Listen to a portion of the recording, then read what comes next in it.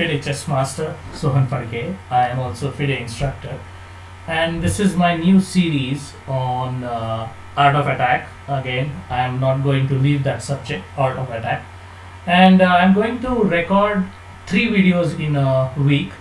One is for learners, the beginners. I mean, I would say who want to learn the art of attack from the scratch. Second is for little intermediate who knows, who have the instincts, who would love to develop their attack more. And third is for the advanced level. I mean the real cream of attack, or I would say the high level of attacking technique. So let's dive into this topic. And today, the name of the topic is at the royal court. So what it means by at the royal court? Everybody is well aware, or I would say well acquainted with back rank. So nothing new. I think when you start learning chess, back rank is the first mate you deliver, as far as I remember, and it's the typical where the king is totally stuck on the back rank. There are pawns here, and somebody mates you like this. This is a back rank picture in our mind, but things are more, or I would say there are lot more. I mean, there is a hidden treasure, and there are so many beautiful patterns in back rank attack itself, back rank mate itself. Not necessary you just have the cluster of pawns and you made the back rank. So I named this topic as At the Royal Court. Forgive me, this is not my own title. This is the title by our beloved Tal in his book Art of Attack. I just found it very impressive and catchy that the Royal Court of Black belongs to somewhere here.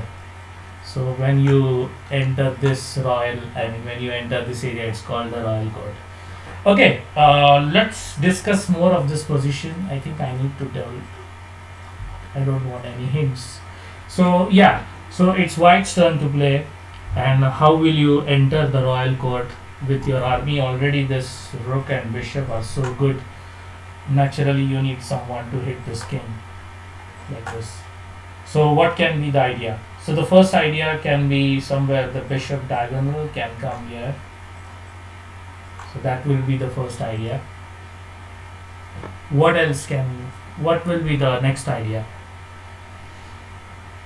Okay, so naturally you need to move the king, but where? If you move the king here, then I think you have rook b3 and there is no bishop e4.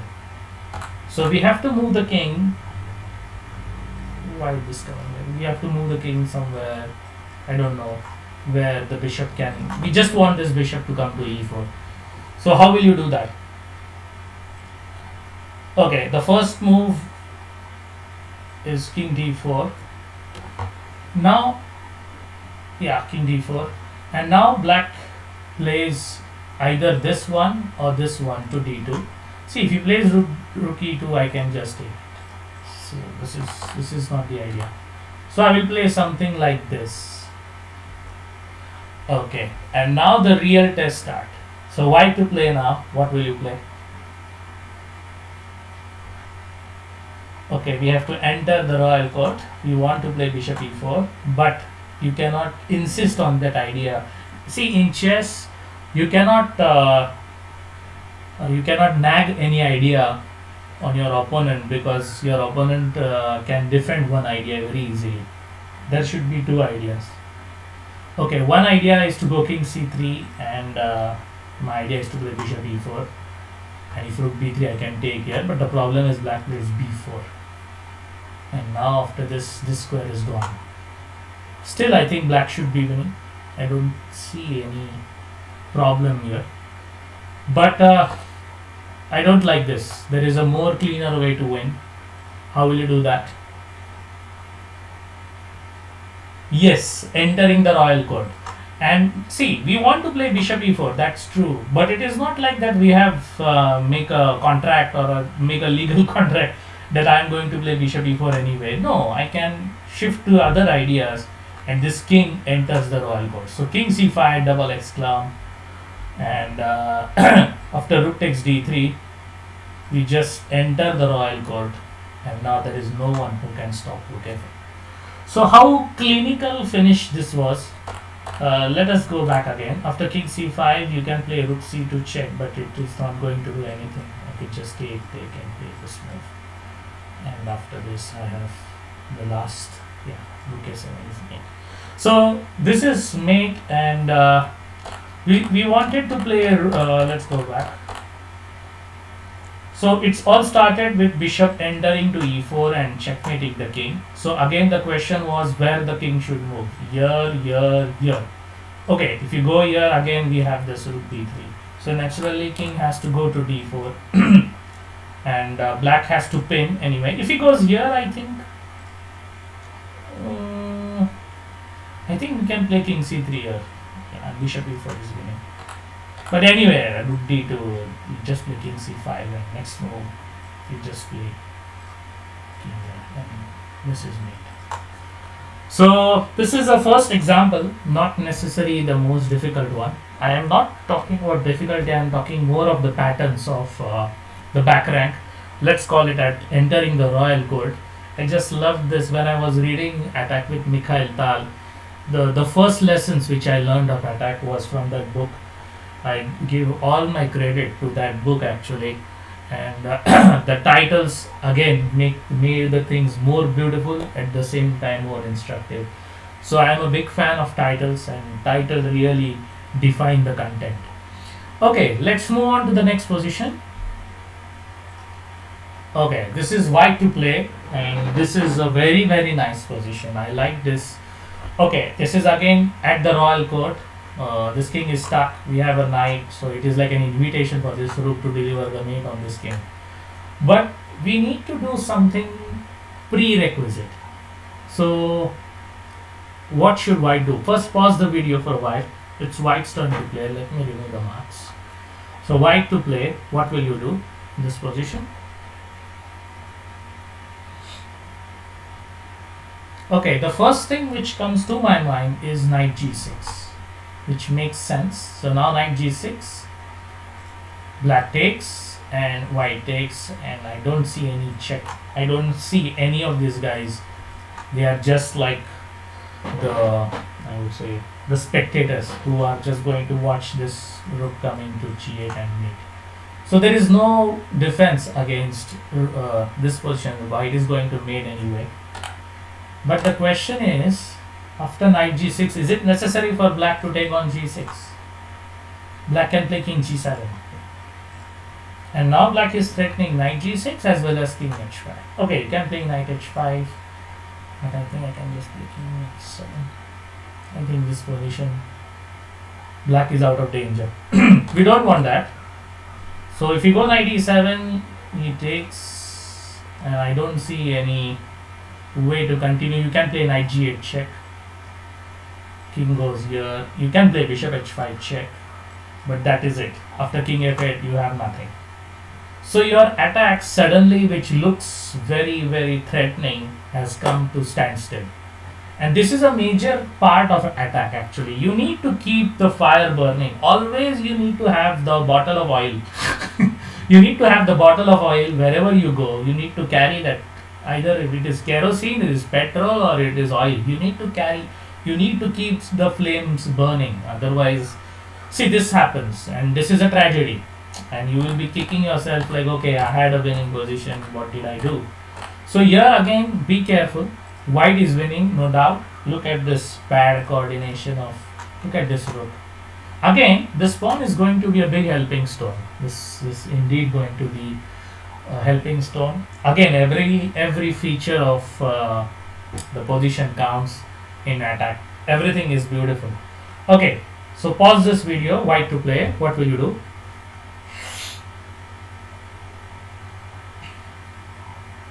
Okay, I think you might have got little idea.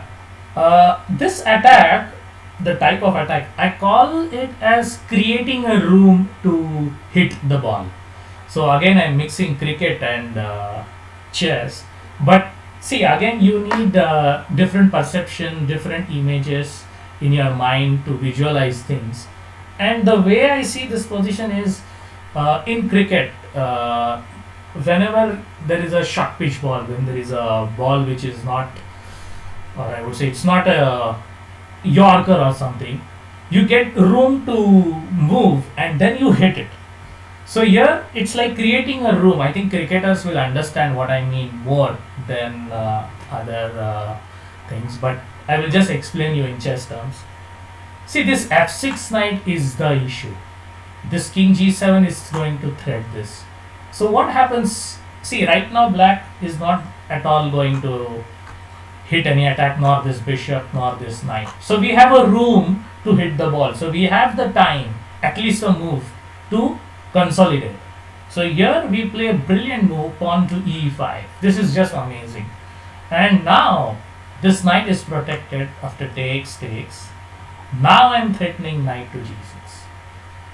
And nothing you can do. You can play knight f7, but again knight g6. And now king g7 is nothing. I'm going to hit you. So if he takes, we take, and again there is no one who can stop here. Again I told you, right, this is the helping stone, otherwise black rook would go to g8, 8 and defend g8. So this everything counts, and how chess is such a beautiful game because of all these little things which come into play. So there is no threat basically. There is no defense against knight g6. It's just beautiful, and black can sacrifice this bishop with bishop e4, and I can gladly take knight e4, and I'm going to play maybe knight g6, but I'm up a piece and this should be winning position.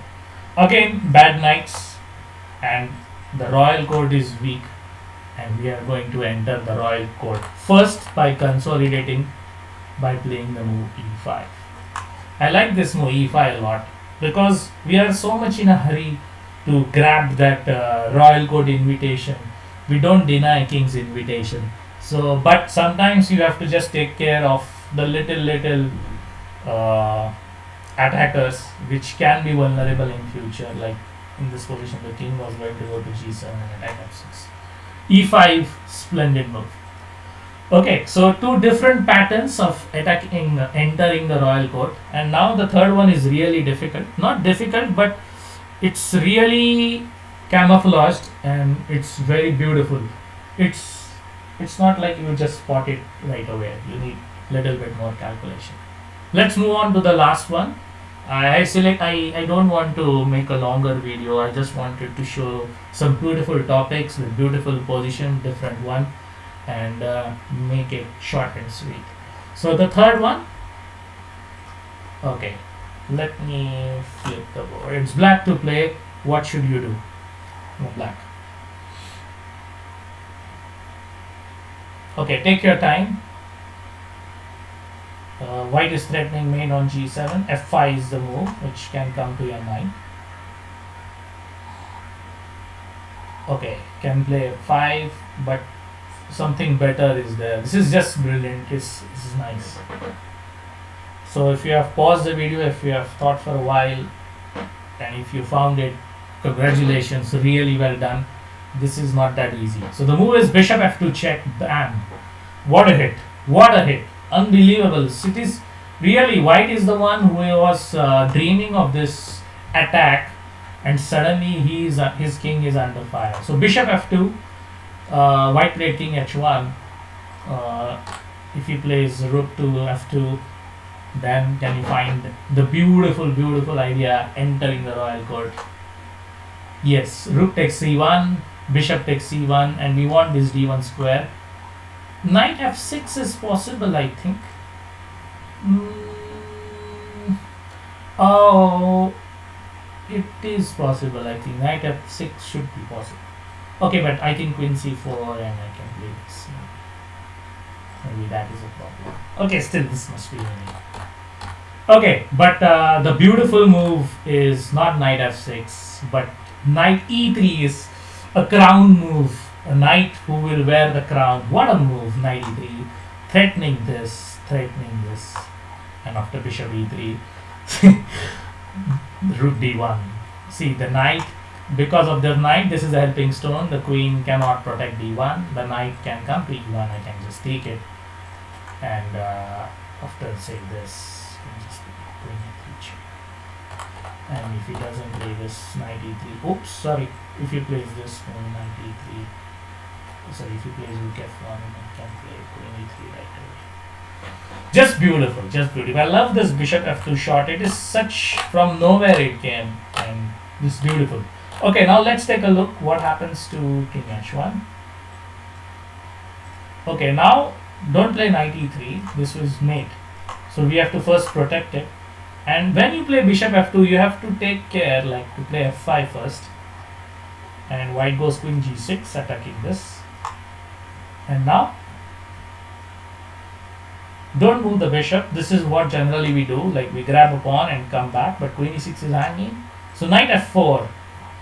And now it looks like the queen is trapped, but it is not, because this is hanging. So white sacrifices voluntarily, queen g7, bishop queen g7, bishop g7, knight g7, and maybe say rook c8 takes, and he plays on f2. We give a check, knight goes to g1. There is no knight e2. Black is not going to win that easily. Black is going to win with this pawn, which is going to queen first. Oops. First we will play knight d3, and after say rook e2, we just bring here, or maybe can play e5, 4. And this is a very easily winning position, but again we have to take care, like this is also a pass pawn, but this should be winning for black, because none of the pawns move for white, and this is totally packed. Okay, what a beautiful picture and what a beautiful position. This is just amazing to see how black was able to find bishop f2 in this given position. I like this. Okay, I mean in this position it is so natural to play f5 and protect this. We have a good knight, but again things are not that easy. I don't think after f5 black might win. Maybe he can after queen g6, knight f4, same thing is happening. f5, I think I can play queen h4. And f2 is guarded. So again, first bishop f2 and then f5. See, you cannot find the tactics just like that, and if you find it, good luck, or I would say maybe it's matter of form. If you find tactics with some base, even if it is an imagination, it has some base, it has some logic, it has some idea, then that tactic, or I would say your tactical ability is growing, or you are becoming a good player. But if you just find just tactics right away, like just because this is a problem, something should happen like bishop f2, then it is matter of chance. Maybe you are growing, maybe not. So in order to be a good attacker, you need to back your instincts. Your intuition should be developed. It develops the more you practice, more your intuition will develop naturally, more you practice. And secondly, the tactics, whenever you find the tactics, always try to find the logic behind it. Don't just say, wow, what a beautiful move. Always try to see, okay, why this move was working. See, just in the earlier example, in the first one, in the second one, I told you, right, the pawn on e6 is a helping stone, just before this one. See, I solved this position and I tried to find the logic, like why this is working, why this tactic works, not in this position, why not in that position. Then your attacking element or attacking instinct will grow. Okay, so time to wrap up this small video. It was more of showing this beautiful flair of attack entering the royal court. It's the back rank issue. In the next video, we'll be doing justice to beginners and intermediate ones. This was the first video after a very long time, and I promise I will be more consistent now with some nice videos. And I hope you like this video, and I hope some suggestions, if any, you found it useful. Thank you very much for watching. See you then. Bye.